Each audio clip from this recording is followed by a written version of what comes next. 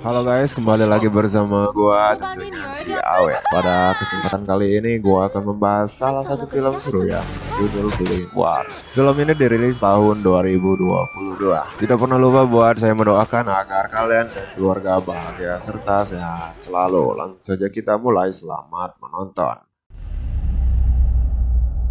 Saat film dimulai, kita langsung diarahkan pada sepasang kekasih bernama Sina dan Laido. Mereka berdua ini ternyata masih berada di gedung pengadilan sambil bersiap-siap untuk menjalani sebuah misi, yaitu misi rahasia terkait pembebasan seorang bos mafia paling dicari yang bernama Queen. Dengan sudah terpasangnya sebuah bom di atas plafon dari ruang sidang tersebut, bisa dibilang mereka berdua tersebut hanya tinggal menunggu penguluran waktu beberapa detik untuk bom tersebut meledak. Sedangkan di luar terlihat jelas para polisi bersenjata lengkap sudah berjaga-jaga di berbagai sudut tempat. Para polisi ini dipimpin langsung oleh seorang perwira, yaitu bernama Tong Ho. Tong Ho ini juga memiliki seorang asisten yang bernama Yun, yang selalu menemaninya di setiap saat. Sayangnya, penguluran waktu pun tidak terhindarkan, sampai-sampai bom harus meledak saat itu juga. Di saat yang sama, hanya tunggu seorang lah yang mendengar suara ledakan tersebut, sehingga para polisi yang lain tidak sadar sama sekali.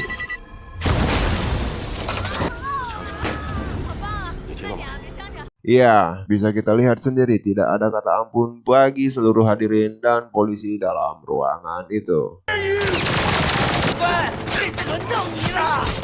Tapi sepasang kekasih tersebut sama sekali tidak tertarik untuk menyelamatkan McQueen, melainkan mereka akan membiarkannya di dalam jeruji besi. Dan semua itu dikarenakan Sina sebagai anak buahnya sudah memiliki dendam yang sangat luar biasa. Dan dari situ pun langsung disampaikan oleh Sina beserta Laido bahwa selama ini keberadaannya malah dimanfaatkan untuk kepuasan nafsu birahi oleh McQueen beserta anak buahnya yang bejat.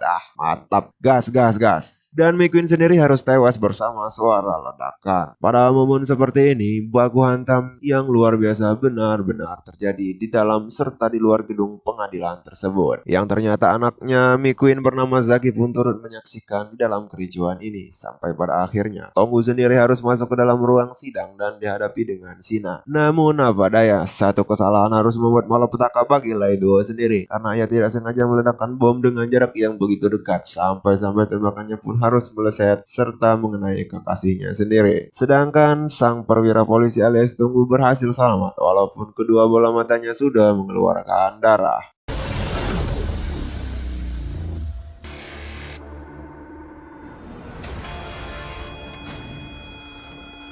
Setelah itu beberapa hari telah dilewati dan kali ini Tonggu dinyatakan buta permanen oleh para dokter. Selama 20 tahun ia menjalankan profesi sebagai polisi, baru sekarang ia harus menerima kenyataan yang sangat pedih. Tentu tidak mudah bagi dirinya beserta putrinya yang bernama Yachi untuk menghadapi situasi seperti ini. Terlebih, Tonggu juga harus dinyatakan keluar dari anggota kepolisian karena seluruh kemampuan yang dianggap sudah luncur secara menyeluruh.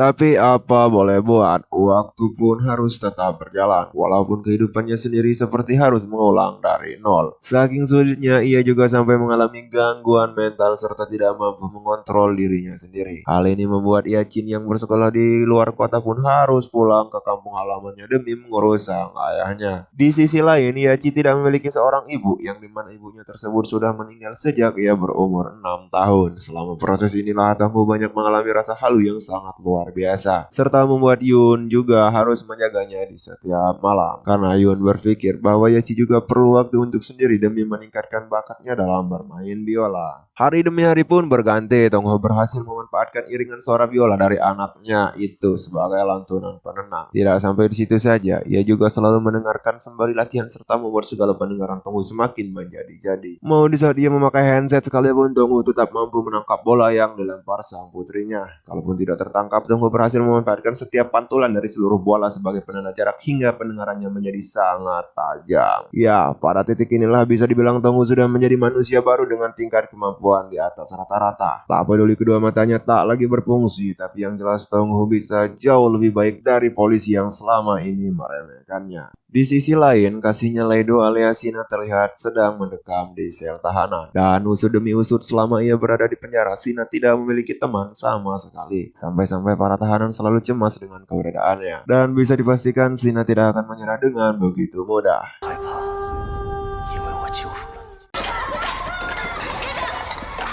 Kemudian Shin beralih kepada Tong Ho yang baru saja datang di acara perlombaan biola sang anaknya. Jelas, ia sengaja datang hanya untuk mendengar lantunan biola dari sang anak. Diketahui akan main di giliran pertama. Akan tetapi, setelah ditunggu beberapa jam, suara Yachi pun tidak terdengar oleh Tong Ho. Benar saja, dari sinilah Tong Ho langsung menyimpulkan bahwa keberadaan Yachi anaknya benar-benar terancam. Hal itu pun sengaja ia menelpon Yun. Apakah benar putrinya tersebut sedang pergi bersama Yun? Di saat bersamaan terlihat jelas bahwa sebuah mobil polisi sedang membawa Sina di dalamnya. Terasa seperti tahanan yang sangat ganas, Sina pun harus dijaga dengan sebegitu ketatnya. Namun siapa sangka pada momen itu jugalah mobil polisi tersebut dihadang oleh anak buah Zakun. Itu semua dilakukan tentu saja demi sebuah upaya untuk membebaskan Sina secepat mungkin. Dan sayangnya, Sina tidak tertarik sama sekali, melainkan ia malah membabat habis semua orang.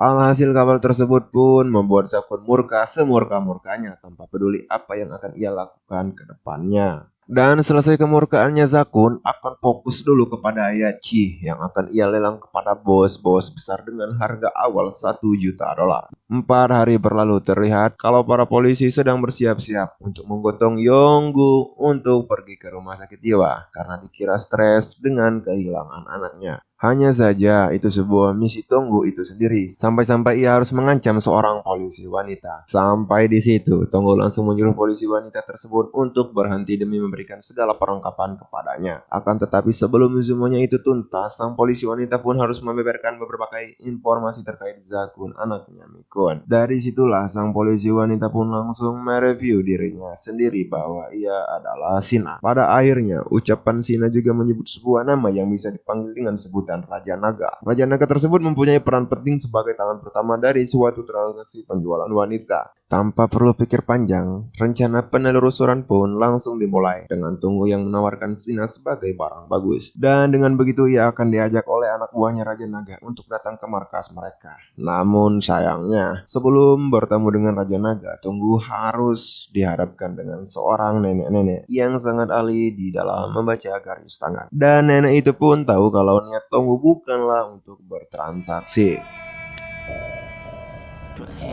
中年已遭大劫，他是要孤独终老。我在找人。你等等，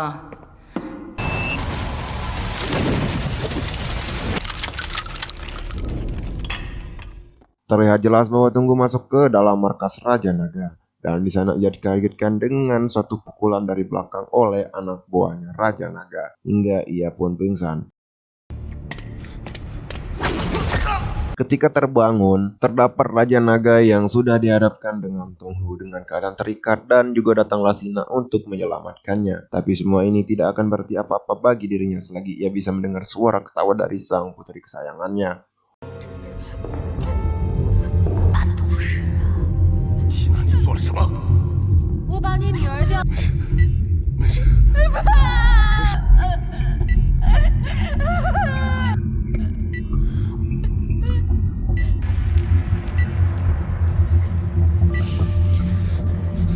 你女儿身上的子血，你女儿，那个傻子居然能想到这种。东哥，黑进了金刚的手机，在定位找到你们。左边的是红色，右边的是蓝色。